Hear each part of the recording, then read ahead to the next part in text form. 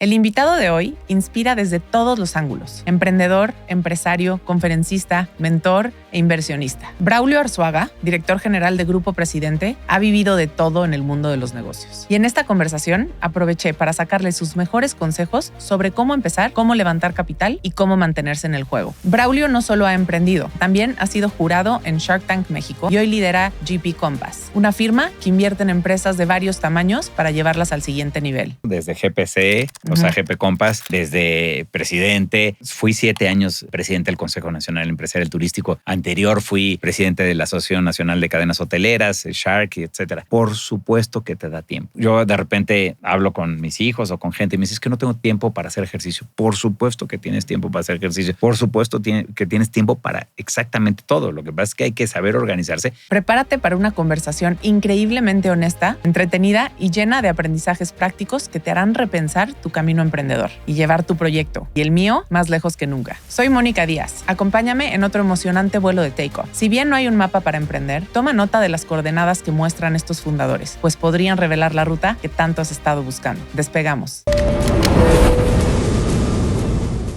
Braulio, desde Citibank, pasando por Grupo Gigante, ahora Grupo Presidente, también fuiste jurado en Shark Tank, ahora estás liderando este vehículo de inversión que es GP Compass. Te preguntaría que por dónde empezamos, pero más bien me gustaría que nos dieras estos aprendizajes clave que te has llevado en estas etapas de tu carrera profesional, desde Citi hasta donde estás hoy. O sea, estás hablando de 1998, imagínate. Eso fue Citi. Eso fue Citi, exacto. Mira, yo me metí a Citi pensando en que tenía que yo hacer una misión y mi misión era tener una línea en mi CV. Literal era eso. O sea, no me gustó la industria, no me gustó. La compañía sí me gustó, pero pasé 3 años o más bien en 3 años pasé con muchos jefes buenos, malos y regulares, pero yo tenía una misión, que mi misión era tener una raya, ¿no? Y es una raya de una empresa importante, porque cuando iban a admisiones en la maestría, pues iban a decir, oye, este cuate trabajó en Citi y estuvo en una empresa transnacional y bla, bla, bla. Lo hice por eso, ¿no? No me gustó, aguanté. ¿Tu formación es en qué? Yo soy administrador, estudié en la Anáhuac y la realidad es que yo tenía mucho más en la sangre el tema de retail, pero este tema para mí era muy claro. O sea, sí quería yo mandar una señal para que en admisiones de la universidad en la que estudié, pues que me dijeran, oye, pues sabes que este tipo tiene este tema, ¿no? Entonces, lo que te quiero decir es que en esa etapa, en 1998, que mucha gente debe decir, fue hace mucho, y sí, fue hace mucho, yo lo que estaba súper consciente es que tenía que crear ese papel, ¿no? Con muchas cosas de empresas importantes y que supieran ellos que, caray, pues estando en México trabajó en una transnacional, pero también por el otro lado y en la parte de abajo del CV, era las cuestiones sociales, las cuestiones que les gusta ver a los reclutadores, a las empresas, a las universidades y demás. Entonces yo trabajé mucho tiempo en hacer un CV correcto para poder ser admitido en la universidad que fui admitido. Y ese punto es clave. Creo que me quiero detener ahí tantito porque muchas veces estamos en un primer trabajo, sobre todo los primeros trabajos, ¿no? Crees que va a ser una cosa y luego entras y dices, chin, creo que no iba por aquí. Tener claro cuál es el objetivo que quieres sacar de ahí. Yo me acuerdo que mi primer trabajo fue en una agencia de relaciones públicas. Lloré todos los días de los 8 meses que estuve ahí. Y luego entendí, eso me dio la plataforma para mi segundo trabajo, que ya fue donde yo hice toda mi carrera profesional, o al menos el arranque. Sí, pero sí. Lo entiendes después, más tarde, y saber que a veces nada más necesitas esa línea en el currículum o ese aprendizaje o esos contactos es muy válido también. Tal cual, mira, yo estaba consciente que yo iba más a aprender que a contribuir. Y creo yo que también eso es lo que deben de entender hoy los chavos, ¿me entiendes? O sea, en la primera exposición que tengas tú a un trabajo, generalmente tú vas más a aprender, ¿no? Que a contribuir. Por supuesto que tú ya cuando va pasando el tiempo vas teniendo ciertas responsabilidades, saben para qué eres bueno, para qué no, etcétera, y ya te van soltando. Pero yo creo que lo he visto mucho con gente que entra a presidente o con gente que soy coach o lo que fuera. Y sí creo que estas generaciones tienen que entender que los primeros trabajos son trabajos para formarte. Y esa formación es bien importante porque tú no te estás dando cuenta esos muy pocos años que tienes, pero te estás te estás formando sin querer. Yo en Citi tuve jefes buenos, malos y regulares, te decía. De los buenos les aprendí muchísimas cosas que hoy en día trato de hacer o hago. De los malos les aprendí muchísimas cosas que no quiero hacer. Y de los regulares aprendí a no ser así, ¿me entiendes? Porque los regulares son los que no te dan nada. Entonces, yo la verdad, sí, fueron 3 años horribles. No me encantaron, no me gustan, no tal, pero al final de cuentas, esa era mi misión. Y estoy consciente que era eso, aprender. Aprendí como una esponja, se cuenta que absorbí muchas cosas y al final de cuentas después de la maestría me fui a la industria que yo quería, ¿no?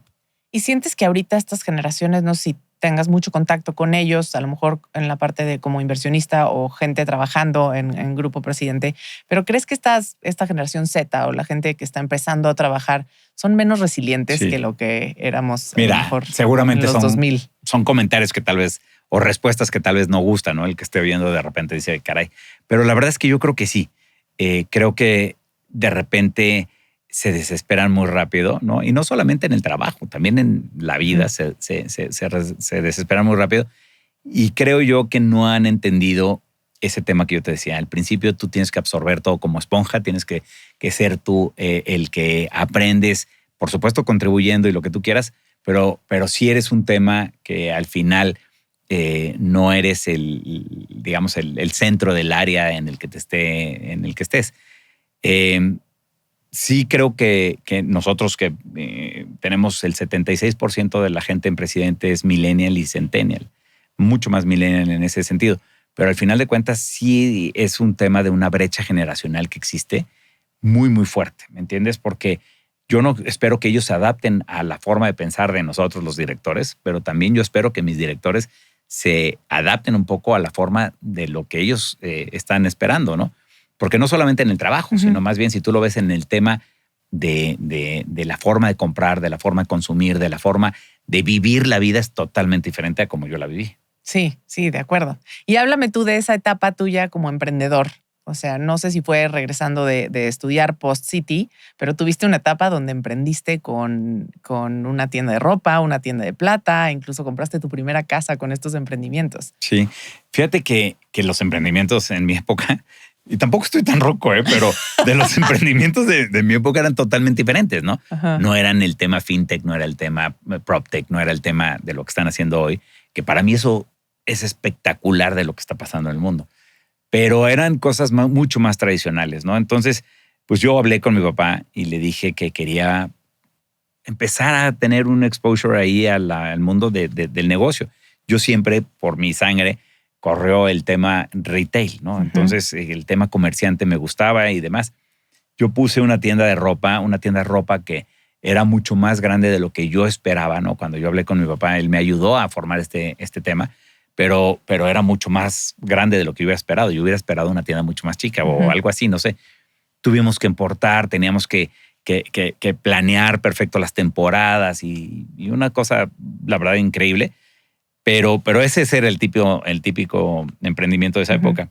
También abrí una tienda de plata pensando en que la plata en México era muy importante, los regalos de plata en ese entonces eran muy importantes, pero todo era muy antiguo, ¿no? Entonces le empezamos a meter mucho más diseño y demás. Entonces son emprendimientos muy diferentes a los que hoy por hoy existen, pero que la verdad te forman, ¿no? A mí me gustó mucho sentarme a mis escasos 22, 23 años, pues con bancos para pedir créditos, ¿no? Entonces yo decía, o sea, muchas cosas no las sabía y tenía yo que yo decía como 3 sí y 2 no, ¿no? Siempre, ¿no? Y luego me iba y entendía lo que había pasado y ya íbamos y demás, ¿no? O sea, lo que te quiero decir es, sí fue una época que me marcó mucho, me encantó. Yo pude, como tú dices, comprar mi primera casa con eso, porque yo justamente la cerré para irme a la maestría. Fíjate, yo en ese entonces tenía esos emprendimientos tradicionales y demás. Yo era profesor de un colegio, ¿no? Y era profesor igual para el currículum y trabajaba en Citi. Esas 3 cosas hacía. Al mismo tiempo. Al mismo tiempo. Y era súper divertido porque me levantaba muy temprano, me iba a este colegio, daba clases era muy difícil dar clases porque pues eran más o menos como yo. Yo tenía 20, 22 años y ellos tenían 18 años, ¿no? Entonces darle clase a gente que era pues muy parecida en edad era muy complicado. Luego me iba a City y en las tardes me iba, o sea, ya en las tardes, noches para cerrar, me iba a estas dos tiendas. Fíjate que tienes un híbrido interesante como de un ADN muy emprendedor, pero al mismo tiempo, pues una cultura muy corporativa también. Pues has trabajado, ¿no? Para Grupo Gigante y ahora en Grupo Presidente. ¿Cómo en tu visión de liderazgo, cómo integras a lo mejor esta digamos, sangre más emprendedora en el día a día de trabajo? Porque creo que en lo que me ha tocado a mí vivir, de repente no se llevan mucho, ¿no? Yo soy muy emprendedora en mi manera de actuar y de llevar mi vida en todos los frentes. Y cuando me ha tocado de repente entrar en corporativos, también estuve en Editorial Televisa y he estado en estas corporativos donde no me hallo. Entonces creo que sí crear una cultura diferente desde tu expertise como emprendedor, no sé qué tanto ha sido un reto. Sí, son dos mundos totalmente diferentes. Yo creo que eso me ha servido a mí para ser bueno para el cambio, ¿no? Sí trato yo de ser y hacer de la compañía en la que hoy trabajo y en la que es mi mayor responsabilidad, ser bastante institucional, ¿no? Y institucionalizarla también. Me ha tocado crear muchos comités importantes de gobierno corporativo. Me ha tocado, pues, mira, yo tomé la compañía con 7 hoteles, hoy son 34. Me han pasado de esos 17 años que yo llevo en esa compañía, me han tocado 7 de crisis fuerte. La última, pues obviamente la pandemia y etcétera. Pero de todas esas cosas, más también de mi, déjame decir, vena emprendedora, también me ha ayudado muchísimo para poder crear cosas en una empresa grandota, ¿no? Yo estoy muy hecho, gracias a esos emprendimientos, a procesos, a sistemas, a integración de esos procesos y de personas y tal. Y entonces esas son las cosas que yo creo que le he dado a la compañía. Y yo te podría decir que hoy somos un operador bastante sofisticado en la arquitectura de sistemas, por decirte. Y eso no lo traje porque no lo aprendes en la maestría, no lo aprendes en la universidad, ni en el colegio, ni en ningún lado. Lo vas aprendiendo en esos, en mi caso, emprendimientos que pues de repente había que entender cómo poder integrar información para tomar decisiones, pero también aquí en una compañía que es grande para llevarla a un nivel diferente en esa arquitectura de sistemas que fuera mucho más fácil para tomar decisiones y demás. Entonces sí tengo esa mezcla que tú dices del emprendimiento y también de lo institucional, y creo que, o sea, la respuesta rápida es, creo que eso me ha ayudado para el cambio. Va a ser bueno para el cambio. Y en esta parte de procesos y sistemas, ¿no crees que está peleado con la innovación? No, al contrario. Y sobre todo en esta época. Okay. En esta época es impresionante lo que está pasando, ¿no? O sea, nosotros les llamamos aplicativos en la compañía, pero hay aplicativos ahí bien importantes que hoy por hoy son emprendimientos y que te están ayudando muchísimo. Nosotros tenemos literal 3 o 4 iniciativas de startups implementadas con un sistema que se llama SAP, que es enorme, que es rígido, que es complicado, que es un ERP, que es muy, muy difícil de echarlo a andar, y lo tenemos conectado y nos ha servido muchísimo. O sea, hoy le preguntaba a mi director de finanzas que cómo íbamos con un emprendimiento para eliminar papel en viajes.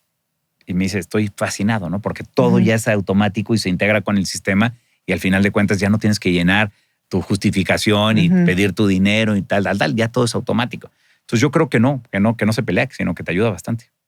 Y ahorita, por ejemplo, en los emprendimientos, o bueno, vámonos un poco más a las inversiones ya de GP Compass. ¿De dónde sale primero esta iniciativa? Fíjate que eso es muy chistoso porque literal sale cuando yo salgo de Shark Tank. Pues de repente hay gente que me busca, ¿no? Y me empieza a decir, oye, Braulio, me gustaría hacerte el pitch de esto y me gustaría hacer el pitch de aquello. Y yo la verdad es que recibo a todos, ¿no? Y que trato de contestar en el Instagram, que es donde estoy más activo. Trato de contestar y trato de recibir a todos. ¿Por qué? Porque me gusta muchísimo ser como un coach. Y ese tema de ser como coach, la verdad es que tú ayudas a esa persona, pero una de las cosas que me apasionan es entender las generaciones. O sea, yo estoy seguro que si nosotros hoy pensamos como yo soy X, y si pensamos como generación X y actúo como generación X, pues no voy a dejar un legado para mucho tiempo allá, ¿no? Entonces, ¿cómo llega esto? De repente me buscan un emprendimiento, de hecho, de Shark Tank, que yo iba a invertir 2 millones. Me encantó cuando lo fui a ver, se llamaba Chilo Chill, o se llama todavía. Y cuando voy, lo veo y tal, me fascina y dije, ¿sabes qué? Déjame levantar más dinero y voy a traer aquí más dinero para hacer más cosas y para abrir más de estos glampings y demás. El tema es que levanto 20 y pues estos señores se asustan y dicen, no, ¿sabes qué? Nosotros habíamos quedado en 2, con 20 me diluyes, con 20 te quedas con la marca, con 20 no sé qué. Entonces, pues le dije, mucho gusto, gracias, y no se hizo. Y en un viaje conozco a Santiago García Rey, que es el de Wonder Cabins, y entonces como estaba muy, muy parecido el modelo de negocio, le dije, oye, pues yo ya levanté esta lana, no me aceptaron la propuesta en Chilo Chill, ¿por qué no nos sentamos y platicamos? Y así es como sale GP Compass, que es muy simpático porque hoy Wonder Cabins es una inversión, fue la primera, que es muy diferente a todas las demás que tenemos, porque en ese entonces no habíamos hecho nuestra política de inversión. Hoy, a los 2-3 meses la hicimos y hoy ya nos estamos metidos en otras cosas. Estamos metidos en fintech, estamos metidos en travel tech, estamos metidos en proptech, estamos metidos en salud, estamos metidos en cyber y esta es la más tradicional, pero va muy bien, la verdad. Estamos muy contentos con todo a través de GP Compass. O sea, sí, ¿ya traen 12 inversiones o qué son? ¿Cuántas? Traemos 12, exacto. Ahí yo invito a estos con los que levantamos 20, les dije, oye, pues están cayendo más cosas, que no sé qué. Entonces empezamos a levantar un poco más hasta que levantamos 9 millones de dólares y hoy somos mucho más de esos 12 y no es un fondo, ¿no? Porque nosotros no cobramos por el manejo del dinero, ni mucho menos, sino que cada quien tiene el dinero, el commitment lo tiene, digamos, o el dinero lo tiene más bien en su bolsa, en su estrategia de inversión, de rentabilidad que ellos quieran, el instrumento que ellos quieran, y nosotros hacemos capital calls y con eso podemos entrar a las inversiones. Entonces, muy transparente, y lo padre de todo esto es muy chiquito, ¿no? Pero lo padre de todo esto es que el que tiene más al que tiene menos, el voto es igual. Entonces, sí tenemos un comité, en el comité decidimos y nos dieron toda la discreción o discrecionalidad de hacer lo que querramos y invertimos como queremos, luego lo comentamos y al final, cuando hay que tomar decisiones de qué hacer, cerrar el 1 y abrir el 2 y tal, todo el mundo está ahí metido y todo el mundo, el voto cuenta igual. Y en estos emprendimientos, ¿qué te llama la atención más allá de los números, obviamente, y que el Excel haga sentido? ¿Qué te llama la atención de los emprendedores para decidir si invertir en un proyecto? Y me gusta esta pregunta porque, por supuesto que el retorno, los 2, 3, 5X que puedas hacer es importante, pero si eso lo quitas y demás, es la forma de pensar de los jóvenes. Yo te diría que eso es lo que a mí me llama la atención. O sea, yo hablaba de mi emprendimiento que era una tienda, ¿no? Que casi era abrir la caja, cerrar la caja y cuadrar los números y los arqueos y este tipo de cosas que pues, en el pasado así era. Pero hoy lo que me gusta es la forma de pensar y yo digo niños, ¿no? Luego me pegan, pero de los jóvenes, ¿no? Que dicen, que piensan de una forma totalmente diferente a como yo pensaba a mis 22, 25, 30 o los que tengan. Y literal, eso me fascina. Ya te decía yo que a mí una de las cosas que más me gusta es entender el tema de las generaciones. O sea, hoy tenemos baby boomers, ¿no? Que les tomó muchísimo tiempo, ¿no? O sea, un tiempo muy, muy largo crear la riqueza, crear su patrimonio, crear lo que quieran. Hoy tienes casos de gente, emprendedores, que lo crean en muy pocos años, ¿no? Yo siempre a mí me gusta mucho el arte y le decía a la gente, ¿no? El Frida Kahlo que más costó, ¿no? O que más ha costado fueron $60 millones y tomó 50 años para venderlo. En cambio, los emprendimientos, por decirte, hay un caso muy sonado, de un artista en NFTs que hizo 100 millones en exactamente 30 segundos, ¿no? Ese tipo son las cosas, o sea, ese tipo de cosas son las que me gustan. Y volviendo a la pregunta, me encanta entender las generaciones, cómo resuelven las cosas de una manera diferente. Y por ejemplo, en Shark Tank, si nos vamos, creo que Shark Tank son diferentes tipos de emprendimientos, ¿no? Lo que tienes ahora en GP Compass, piden otro tipo de capital. ¿Cuáles son los errores más comunes que te tocó ver en Shark Tank desde esa silla, digamos, que cometen los emprendedores? Mira, sí son emprendimientos menos sofisticados, ¿no? Son emprendimientos más tradicionales y demás. Pero eso es lo que era padre. Bueno, era porque yo ya no estoy, ¿no? Pero lo que me gustaba de esa parte, porque tú en serio, con el dinero, ¿no? Con el dinero que puedes levantar o el dinero que puedes invertir, les podías ayudar, pero les ayudabas muchísimo más con mentoría. Con mentoría, Sí. exactamente. O sea, Sí. con ese tipo de cosas tú les ayudabas muchísimo más porque de repente veías un emprendimiento muy bueno, un emprendedor muy bueno, etcétera, pero que estaban perdidos, ¿no? Ujú. Entonces, ayudándolos tú un poco, podías hacer cosas muy interesantes y muy importantes. Lo más difícil yo creo que, a mí yo estuve 2 temporadas nada más, pero lo más difícil yo creo que era un poquito la arrogancia del emprendedor, hacerlo como él quiere y no como, o sea, no era empático a oír ciertas cosas. No tanto en la tele, ¿no? Porque en la tele sí, de repente, pues se alineaban mucho con lo que tú decías o con lo que decía X. Pero cuando de repente te sentabas con ellos, tenían una idea y era bien difícil cambiarles esa idea. Y tenían, no te voy a decir que estaban engañados, pero al final de cuentas, muchos sí se acercan a gente para hacer evaluaciones que les meten cosas en la cabeza que de plano no pueden. Entonces, así, rápido es eso, estar mal asesorados desde el principio y crear una expectativa que nada más la entienden ellos. Sí, y eres poco receptivo, o sea, eso se ve. Exacto, porque le dices, oye, la evaluación, no sé quién te ayudó, pero no es por ahí. Oye, el go-to-market strategy tampoco es por ahí, o por lo menos, oye, el mío, ¿no? Oye, lo que yo tengo que decir. Y muchos de esos yo creo que como nacen con esas ideas, nacen con esa ayuda, ¿no? De alguien que les va guiando, que generalmente la verdad yo te diría que son, yo estoy seguro que era gente que les decía, ¿sabes qué? Si cierras me das una parte del negocio, ¿no? Entonces como que les meten muchas cosas para que crean que el negocio es mucho más importante de tal vez lo que era. Oye, me da risa porque preparándome para esta conversación contigo, pues me eché varios episodios de otros podcasts que has grabado, de otras entrevistas que has dado, y me dio risa que en una de ellas en YouTube, todos los comentarios decían que, wow, tu personaje, que eres de lo más carismático, encantador, inteligente, y que eso no se reflejaba en Shark Tank. Y yo sí, me siento hoy contigo y tienes toda esta sabiduría, pero además eres un mentor nato desde la manera en cómo hablas y cómo cuentas las cosas. Tienes esta sensación como de proximidad, eres alguien como muy, muy cercano que te inspira o que sí te podría mandar un mensaje.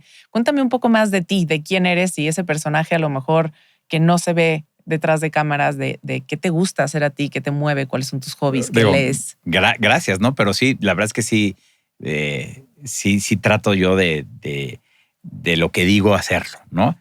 Y sí, mira, en Shark Tank yo al final también me salí un poco porque dentro, ¿no? Es ver quién es el que más habla para que tenga más tiempo aire, ¿no? Y la verdad es que pues al final eso es lo que menos importa. A ver, yo soy un afortunado, ¿no? Me encanta lo que hago, me encanta lo que he hecho, me encanta muchas cosas de lo que me ha pasado en la vida, pero también mi vida empezó con un tema, un episodio bien difícil y lo he platicado muchas veces y no me importa platicarlo y es más, es una terapia para mí platicarlo, que es la muerte de mi mamá. O sea, cuando tienes 18 años y se muere tu mamá, literal a los 3 días que tú cumpliste 18 años, que se supone que ya eres grande y que eres mayor y tal, y que mi papá vive todavía, pero que era una persona mucho más difícil, mucho más dura, mucho más como el militar, déjame llamarlo así, pues al final te empiezas a educarte un poco solo, ¿no? Mi papá trabajaba, mi papá estaba metido en el trabajo, sí estaba pendiente de nosotros, pero la verdad es que el papá no hace el papel de una mamá. La mamá es mucho más importante y siempre lo he dicho en una familia.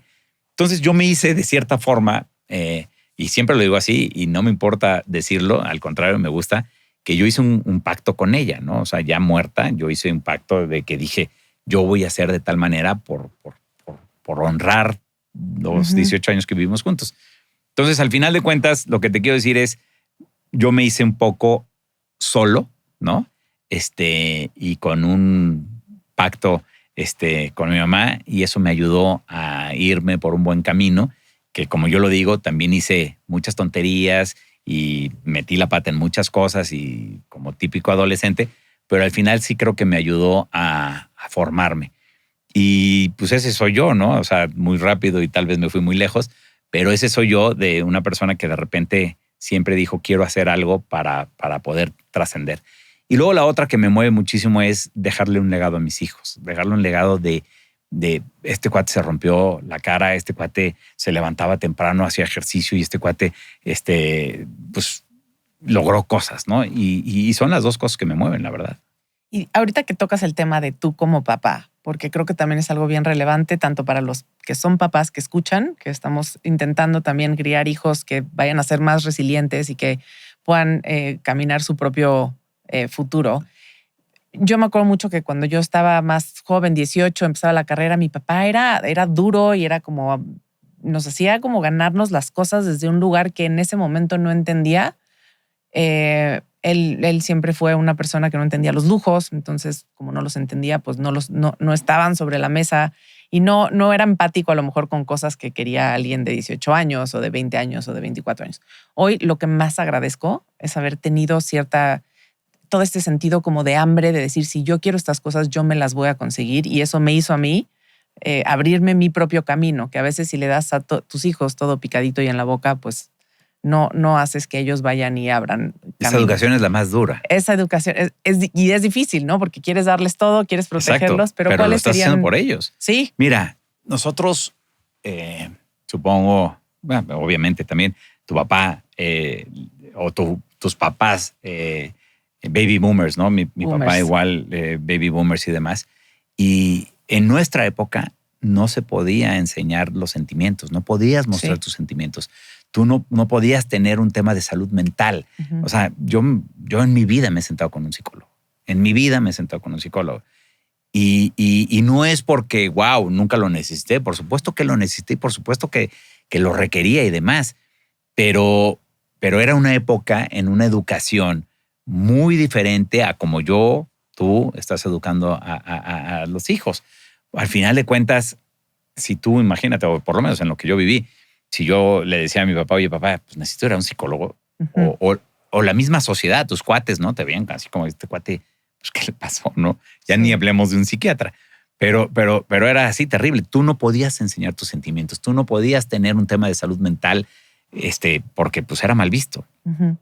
Hoy es muy diferente. Y hoy es muy diferente, y qué bueno que es muy diferente, porque por supuesto que necesitas guía, no solamente de tu papá, no solamente de tu jefe, sino guía profesional, ¿no? Uh-huh. Mis hijos han ido y yo encantado, y yo lo que siempre les he dicho es muy bien hasta que tengas que tú tomar las decisiones. Tampoco puedes vivir pegado a esto. Pero ya se me olvidó la pregunta. No, de tus hijos. ¿Cuáles serían como estos mensajes clave tú como papá hacia tus hijos en la formación de su camino profesional? No tanto la parte familiar. Mira, yo lo que te decía, ¿no? Es bien difícil darles todo, ¿no? Uh-huh. Y es bien difícil educar con ciertas limitaciones y demás. Uh-huh. Yo creo que es el ejemplo. O sea, si tú me dices, para mí, y ya te lo decía yo, creo que es el ejemplo. Para mí, el tema de lo que yo les puedo dejar de ese legado que te digo es el ejemplo de las cosas buenas que hice, pues qué bueno, las cosas malas que hice, que lo aprendan. Hablo mucho con ellos, ¿no? Y a pesar de que mis hijas no viven en México, yo hablo muchísimo con ellas para saber cómo están y demás, porque tú tienes temas en el trabajo, con tus amigos, en la parte de sociedad que puedas llegar a tener, con el novio, sin el novio y demás. Imagínate cuando vives solo, ¿no? Uh-huh. Entonces, pues yo trato, o sea, la respuesta rápida es literal esa, el ejemplo. Para mí, yo trato de darles un buen ejemplo y que ellos puedan estar contentas y contento, mi hijo también, de que digan, oye, pues mi papá pues era reconocido por esto y por aquello, ¿no? Y ese es el ejemplo que les quiero dejar.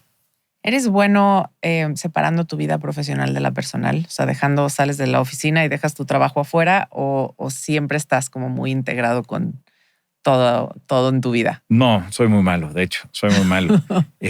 Yo también lo cuento mucho. Yo tengo vitiligo, ¿no? Y ese vitiligo lo tengo las manos, estrés, en la cara, en los pies, en los brazos. De hecho, yo ni me trataba y Y de repente cuando fui un verano y veo mis pies y pum, no tenía, ¿no? Y un verano tuve por el sol, pues eso lo que me dice es que no sé.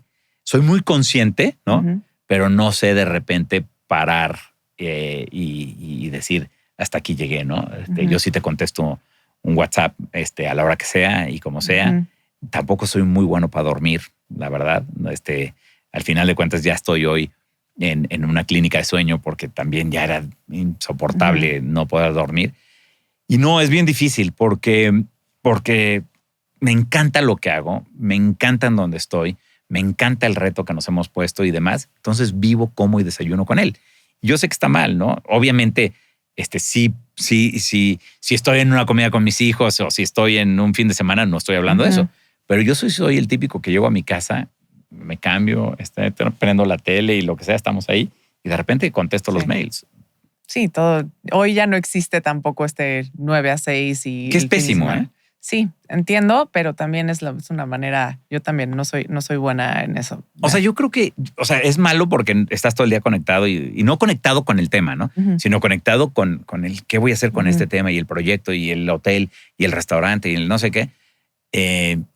Pero al final, yo la verdad es que me encanta la industria en la que estoy. Creo que México tiene todavía muchísimo que dar en esta industria y no me cuesta, ¿no? Entonces, sí, por supuesto, no soy el típico que estoy así y mi hijo me está contando algo y yo estoy contestando, ¿no? Sí pongo atención, dejo el tema y tal, porque también es un ejemplo, pero al final sí estoy conectado y demás. Yo lo primero que me levanto, si me levanto muy temprano porque de repente no duermo y no es tiempo de hacer ejercicio todavía, pues sí contesto mails, WhatsApps y demás. No, ya te vi a las 2 de la mañana en el gimnasio. Sí, no, literal. Hace poco me decía una amiga del colegio, porque estamos organizando los 35 años de que salí del colegio, y contesté a las 4 de la mañana. Y me dice, ¿qué hacías a las 4 de la mañana? Pues no, ya no puedo dormir. O sea, ya había contestado correos, ya había hecho no sé qué tantas cosas, y empecé a contestar WhatsApps y demás. Es malo, sí, por supuesto, porque aparte tienes tú que ser muy consciente de esa misma cosa que yo te decía al principio, ¿no? De esa salud mental que debes de tener. Y Grupo Presidente, obviamente ser director general es tu trabajo de tiempo completo, pero tienes más proyectos. ¿Cómo llegas a todos? ¿Cuáles son los otros proyectos que traes digamos que en tu pie que compone tu vida profesional? Son varios, ¿no? Desde GPC, o sea, GP Compass, desde presidente. Acabo de dejar, fui 7 años presidente del Consejo Nacional Empresarial Turístico, que te toca ver toda la industria y en COVID y no sé qué. Anterior fui presidente de la Asociación Nacional de Cadenas Hoteleras, Shark, etcétera. Por supuesto que te da tiempo. Mi mensaje sería eso. O sea, yo de repente hablo con mis hijos o con gente y me dices que no tengo tiempo para hacer ejercicio. Por supuesto que tienes tiempo para hacer ejercicio. Por supuesto que tienes tiempo para exactamente todo. Lo que pasa es que hay que saber organizarse. Y yo te diría también otra cosa, tomar ventaja de la tecnología. O sea, la tecnología puede ser muy mala si estás todo el día en Instagram y en TikTok y en no sé qué. Pero también la tecnología te ayuda mucho para poder... Y yo no soy nativo, ¿no? En tecnología, pero la tecnología te ayuda muchísimo también para poder organizarte. Entonces, es voluntad y ganas, punto, de hacer las cosas, de querer estar ahí. Y me encanta, la verdad, me encanta. Totalmente de acuerdo. Oye, Braulio, y en la parte de turismo, sé que eres un apasionado del turismo y estuviste muy metido en esa parte, sobre todo hablando de México, ¿no? Para estos emprendedores que están buscando oportunidades de crear algo, ¿qué espacios ves? ¿Qué oportunidades ves en la industria de turismo para poder emprender a lo mejor en ese segmento? Mira, te voy a dar datos primero del tamaño de la industria, porque de repente se nos olvida. 8.5% del PIB. 5 millones de empleos. Somos el primer empleador de mujeres, somos el primer empleador de jóvenes. Somos el segundo país de recursos naturales. Eso me vuela la cabeza. Del mundo. Del mundo. Somos el segundo país de recursos naturales y somos el quinto de recursos culturales. Entonces, a ver, el superávit que tenemos al mes de agosto, creo que es, o septiembre, es de 15 mil millones de dólares y el petrolero es deficitario de 15 mil millones de dólares. Entonces, lo que te quiero decir es que este país tiene un gran aliado en el turismo. Pero también, y tiene muy buena infraestructura hotelera, tiene bastante buena infraestructura no en carreteras, pero sí en autobuses para el turismo carretero, sí en aviones, no en aeropuertos y lo que tú quieras. Pero México está bastante bien. Somos el sexto país. La idea es ser el quinto país y la idea es del gobierno a través del Plan México. Yo lo veo bien difícil porque llevamos 7 años sin promoción y sin nada de esto. Pero hay unas oportunidades enormes porque, por decirte, el turismo no está digitalizado o en gran parte no está digitalizado. Si tú te echas un clavado, ¿no? Los esfuerzos que ha hecho el gobierno y los esfuerzos que ha hecho la iniciativa privada, todavía nos falta mucho. Entonces, hay muchísima oportunidad para emprendedores jóvenes de hacer eso, ¿no? No solamente en la digitalización, en muchísimas otras cosas. Al final de cuentas, el turismo es de gente, ¿no? Uh-huh. Entonces me decía mucha gente, oye, ¿y qué tanto nos va a pegar la inteligencia artificial? Y yo decía, pues es probablemente de las industrias en donde menos te pega, sobre todo en el front, ¿no? Atrás, pues sí, igual. Claro, ¿no? Úsalo, ¿no? Aprovechalo. Exacto, además. aprovechalo Sí. y demás. De hecho, eso es un buen punto porque mucha gente trata de usar la inteligencia artificial para ventas y el mejor beneficio y la mejor adopción está cuando lo usas para gastos, para costos, para procesos, etcétera. Entonces, lo que te quiero decir es que hay muchísima oportunidad para jóvenes, hay muchísima oportunidad para la innovación, hay muchísima oportunidad para la creatividad. Y yo te diría que esa oportunidad se ve porque hoy el 76% del consumo lo hacen los millennials y los centennials. Entonces, los productos que nosotros tenemos como México, los productos que nosotros hemos hecho, pues son para otra generación, ¿no? Entonces, por eso es el éxito de Wonder Cabins, por eso es el éxito de este tipo de innovaciones y de creatividad que han hecho para poder atender al turista o al local y demás. Los jóvenes se quieren meter mucho en la inmersión, o sea, es una inmersión en la cultura tremenda, Es ¿no? No es por acá arriba, Ajá. las experiencias. Es experiencia. Imagínate, ahorita Airbnb está haciendo, ya vende alojamiento, pero también tiene una sección muy, muy grande de experiencias y está muy interesante lo que están haciendo. Entonces, al final de cuentas, lo que te quiero decir es que sí hay mucha oportunidad para la innovación, para la tecnología, para resolver los problemas de una manera diferente. Y en Grupo Presidente, ahorita que hablas de estos, porque me parecen dos universos completamente opuestos, ¿no? El del mundo del glamping, el de Wonder Cabins, el de lo que está pasando con proyectos como Acampa y todos estos que son diseñados para que vayas y vivas una experiencia, que sí son millennials y generación Z, digo, no para todo. Pero Grupo Presidente, ¿cómo logras? Porque es otro comportamiento de otro consumidor, de otra generación. ¿Cómo lo atraes a lo mejor a alguien que siempre está tratando de descubrir nuevas cosas, que ya no hay la lealtad de, el plan de lealtad y ahora cada vez que viajas te quedas en un hotel de presidente? No, eso es lo que menos quiere ver los jóvenes, ¿no? El hotel tradicional. Mira, nosotros, gracias a Dios, el consejo, ¿no? Porque tenemos un consejo o un gobierno corporativo bastante bien hecho. El consejo me ha dado oportunidad de... yo digo que es un laboratorio. No lo digo mucho, bueno, ya lo dije, ¿verdad? Pero al final de cuentas, muchas de las cosas que estamos haciendo, tenemos una marca que se llama Viatura, que es un glamping, no te voy a decir que es high-end, pero es un glamping súper padre, está espectacular, comes espectacular, tienes experiencias, tienes baño en tu tent, tienes aire acondicionado y lo que tú quieras. Y estamos haciendo esas, digamos, experimentos, ¿no? Para no decir laboratorio. Acampa, que es una inversión. No sabía. Es una inversión de nosotros con unos chavos Conozco a Gerardo. Sí. Gerardo, exactamente, Gerardo, Emilio y etcétera. Pues nosotros lo que hicimos fue para McBay, para el glamping off-grid que tenemos allá en Bahía Magdalena, pues somos socios. Y lo estamos dejando operar a ellos, porque más que... Yo como lo veo es más que nos vaya a dejar dinero, nos va a entender, nos va a dar a entender lo que estos jóvenes están buscando y demás. Yo estoy seguro que si nosotros manejáramos McBay, no lo manejaríamos igual, ¿no? Tendríamos ciertas cosas. Aquí de repente se ve un cable, pues les da igual. O de repente X, ¿no? ¿Me entiendes? Son experiencias totalmente diferentes que están buscando que nosotros tal vez como hoteleros tradicionales no lo hubiéramos hecho igual. Viatura es lo mismo. Ahorita estamos viendo 2 proyectos más en Yucatán, que a mí Yucatán me fascina para este tipo de cosas. Entonces, pues estamos tratando, o sea, lo que estoy yo tratando de hacer es ver qué hacemos o qué legado puedo dejar para empezar estos segmentos que están buscando los jóvenes. ¿Y en GP Compass ustedes buscan los emprendimientos o los emprendimientos Los dos. llegan a ustedes? Por los dos lados. ¿Están abiertos a recibir proyectos? Sí, por supuesto. Y nos llegan muchos, ¿no? Okay. Somos un comité de 5 personas que cada persona trabaja en lo que tiene que trabajar y son gente muy ocupada y lo que tú quieras. Pero ya hablando de tiempo, siempre tienes tiempo para ver un deck, siempre tienes tiempo para ver a una persona en un pitch y lo que fuera. Y de repente nos llegan y de repente también buscamos. Y te digo, hoy tenemos 12, pero yo creo que están súper, súper bien escogidos. Sabemos que algunos pues, no van a ser exitosos, como pasa siempre en los emprendimientos, pero al final de cuentas los vamos llevando o tratamos de irlos llevando de la mano con Smart Money para que poder abrir puertas o poder cerrar alguna venta o lo que fuera.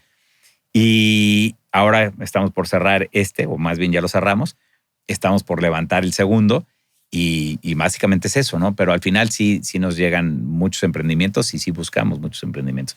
Nos hemos hecho una fama, ¿no? De que somos gente que sí nos remangamos la manga de la camisa y los ayudamos a hacer cosas. Es que esta parte del Smart Money creo que es clave, ¿no? Y sobre todo para emprendedores que están en una fase en donde necesitan know-how, que necesitan a alguien estratégico que los ayude a crecer. No siempre se trata solamente de dinero. Sí, total. Yo creo que son menos los casos que solamente de los emprendedores que solamente necesitan la inversión, sino porque pues para eso está la deuda, ¿no? Pero creo que ir y acercarte a un vehículo de inversión o a un fondo que te pueda aportar conocimiento, que te pueda aportar mentoría, que te pueda aportar algo más que dinero, eso es como la clave de todo. Sí, mira, nosotros o sea, a los 12 emprendedores que tenemos les hemos nombrado embajadores.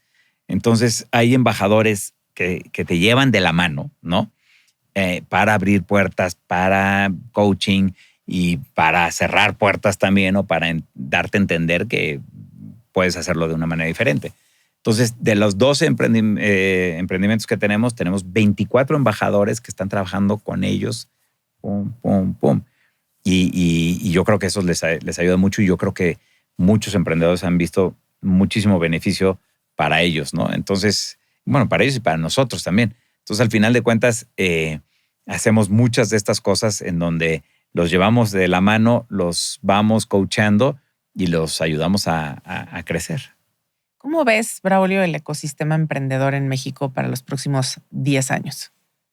Mira, yo lo veo bien en el sentido de que hay muchas ideas, gente tratando de resolver problemas de manera diferente, mucho talento y etcétera. Lo veo difícil en las salidas, ¿no? O sea, las salidas como nosotros, que al final de cuentas no vamos a estar todo el tiempo en esa compañía, sino que más bien la queremos llevar a un lugar, salir y reciclar ese dinero.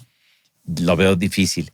Veo difícil el apoyo, ¿no? Si nosotros tenemos inversiones en España y tenemos una inversión en Francia y ahí hay fondo perdido. Y ahí hay el Instituto del Emprendedor que existió aquí en México, que ya no existe, pues como se llamen allá, a fondo perdido, metiéndole mucho dinero, mucho tiempo, muchos foros, mucha capacitación, mucha educación en otros lados, ¿no? Nosotros no tenemos nada en Estados Unidos, pero me ha tocado en España y me ha tocado en Francia.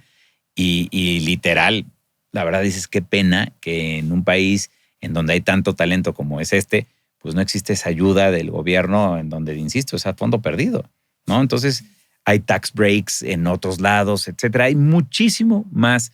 A ver, los emprendedores muy bien, los emprendimientos muy bien, las ideas muy bien, los niños piensan exactamente bien. O sea, me gusta mucho cómo piensan y son muy inteligentes. O sea, es una generación que hay que seguir muy, muy de cerca, pero hay poco apoyo. Y eso es lo triste, porque en otros países están haciendo eso. Y muchos emprendimientos en México son de mexicanos trabajando aquí, generando la tecnología aquí, pero están domiciliados en Delaware.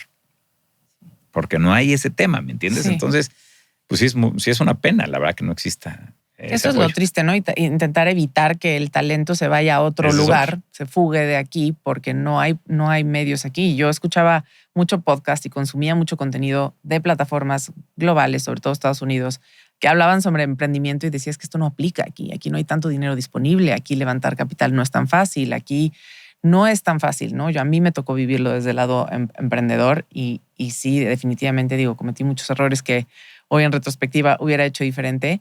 Pero ¿tú qué consejo le darías a alguien que ahorita también tiene un proyecto, que ya lo arrancó, que ya validó que sí hay un concepto de negocio, que el mercado está receptivo?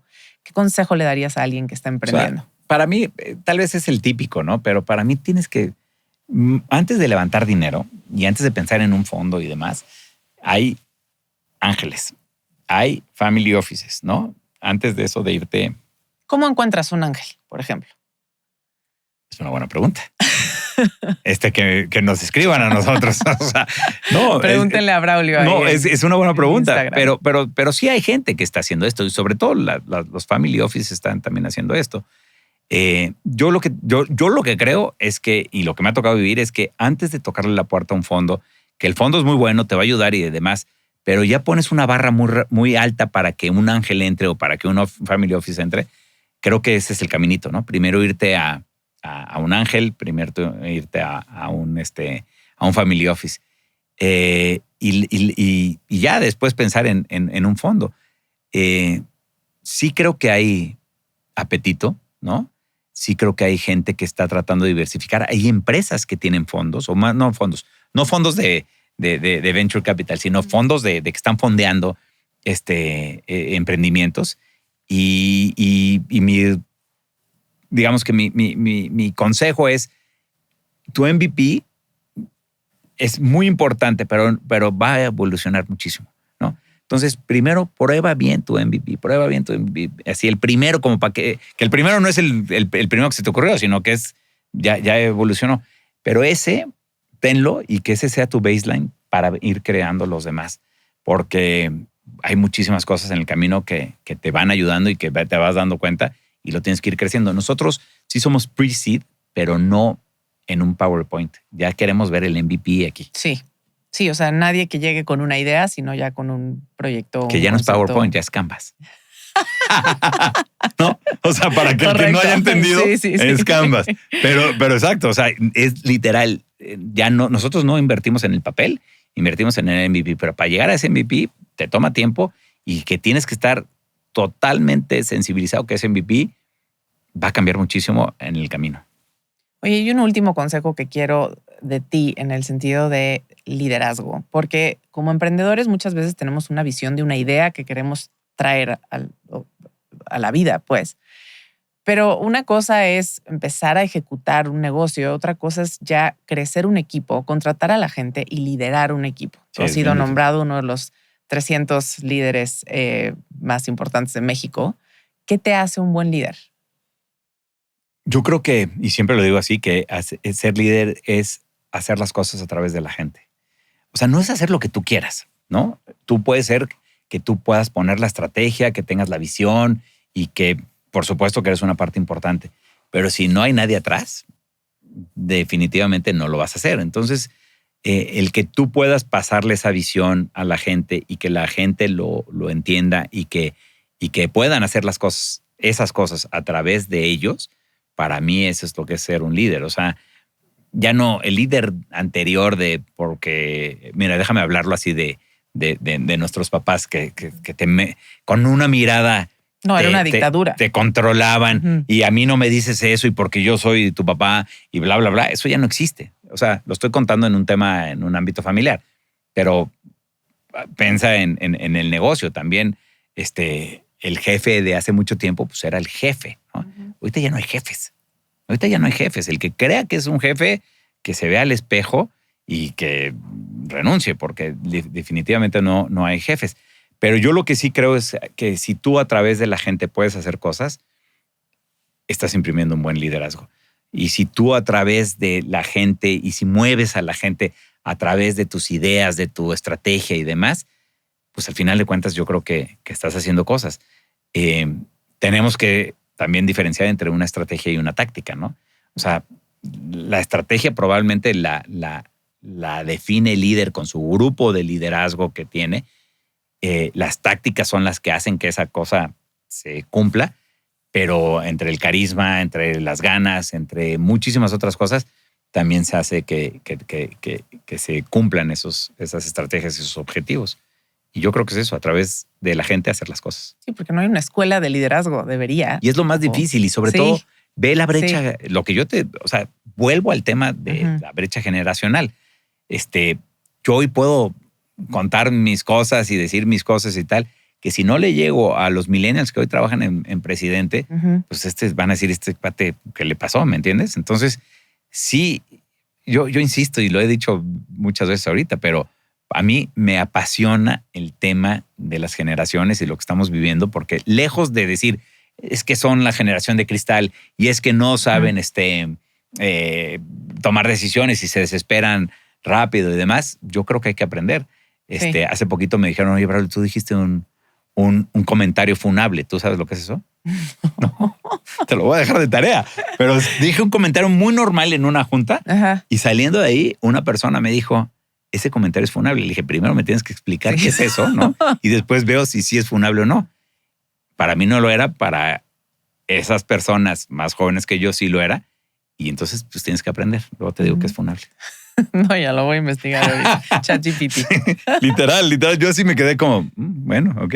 Pero qué interesante tu approach, digamos, en entender el comportamiento de conducta de estas nuevas generaciones, porque creo que así resuelves muchísimos temas, sobre todo en la industria en la que estás.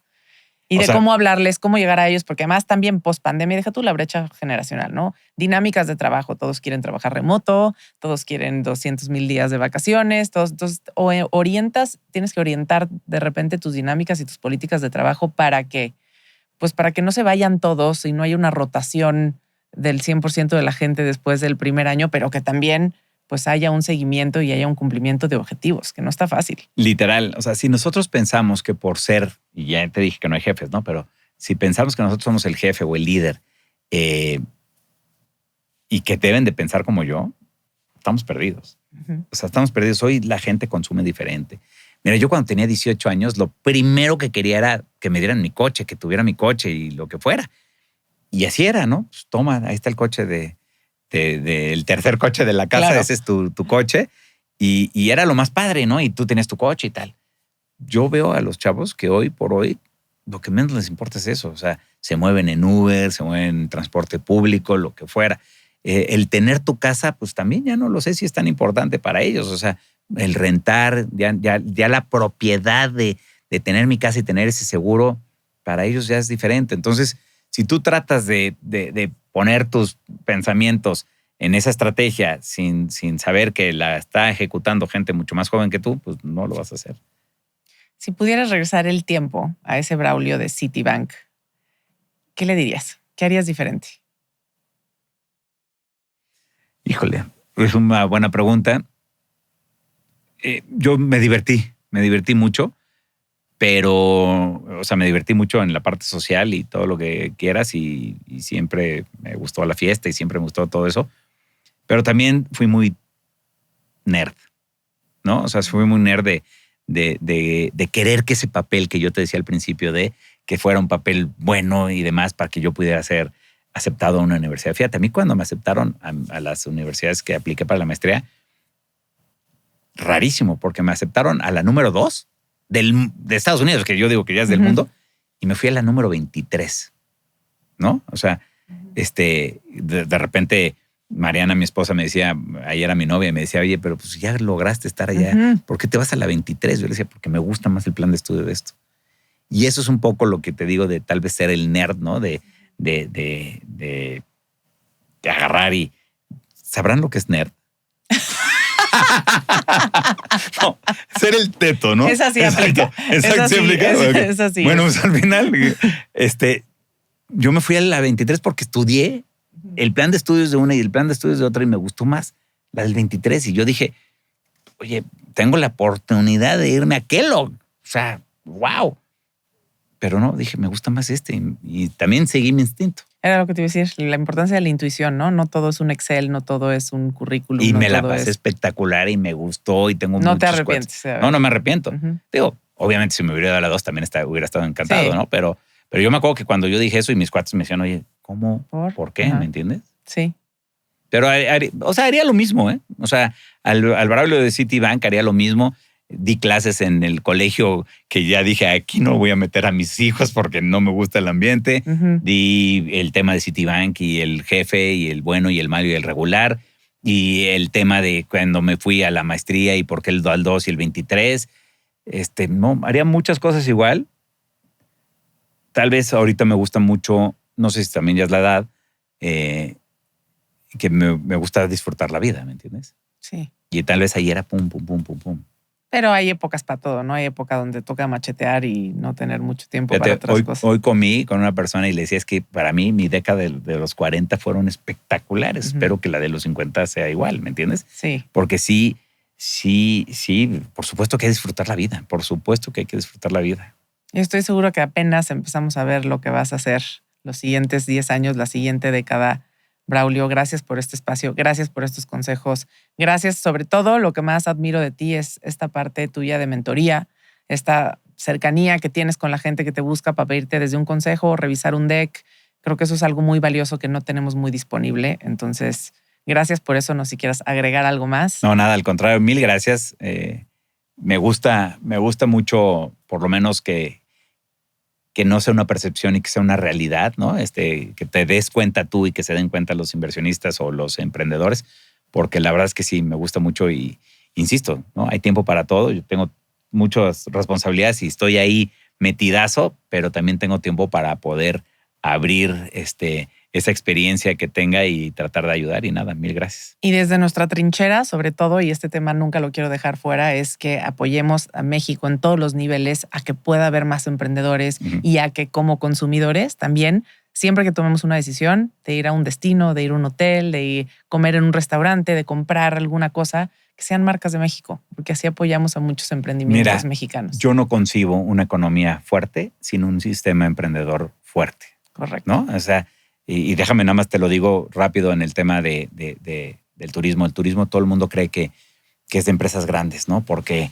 pasas por los aviones y ves muchos, los empenajes, la parte de los logos de las aerolíneas, o vas en Cancún y ves las grandes hoteles enormes y dices, caray, es de empresas grandes.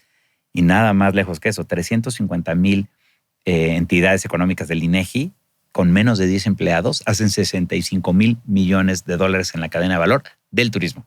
O sea, son empresas chiquititas. Impresionante. Entonces, es bien importante que los emprendedores, es bien importante que las empresas chicas y demás sean fuertes para que una economía sea fuerte. Pues gracias por apoyar eso. No, nada, muchas gracias. Gracias por tu tiempo. Gracias.